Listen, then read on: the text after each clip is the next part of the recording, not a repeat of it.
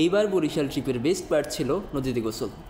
প্রতিদিনের মতোই আমরা নদীতে গোসল করতে গেলাম, কিন্তু আজকে সারপ্রাইজিংলি দেখলাম এক চাচা নৌকা নিয়ে মাছ ধরতেছিল।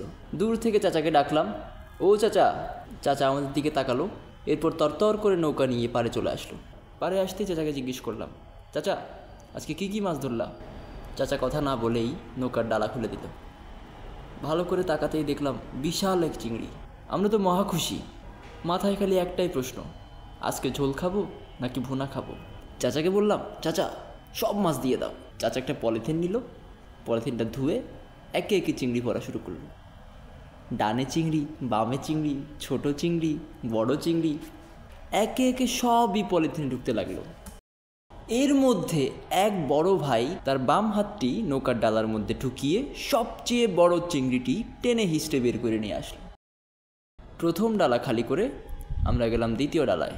দ্বিতীয় ডালায় অল্প কিছু মাছ ছিল, চাচা সব খুঁজে খুঁজে পলিথিনে ঢুকালেন। এবার পালা তৃতীয় ডালার। ডালা খুলতেই দেখা গেল চিংড়ি আর চিংড়ি। তৃতীয় ডালার সব মাছ ধরে ফেলার পর চাচা উকিঝুঁকি দিয়ে দেখতে লাগলেন আর কেউ বাদ পড়ল কিনা। ব্যাগ ভর্তি মাছ হাতে নিয়ে চাচা বুঝে গেলেন মাছের ওজন 700 গ্রাম। এরপরে চাচা দেখালেন তার মাছ ধরার সরঞ্জামগুলো। এই বড়শিগুলো চাচা নিজ হাতে বানান সুই দিয়ে। চাচার ডেইলি খরচ জানতে চাইলে চাচা বলেন, খরচ শেষ আছে, উপায় কি, খরচা আছে। ওই এইগুলা কেনা লাগে, কাড়িগুলা সুই কেনা লাগে, সুতো ছেড়ে ওই জারমুড়ে বাজলে হ্যাঁ কেনা লাগে।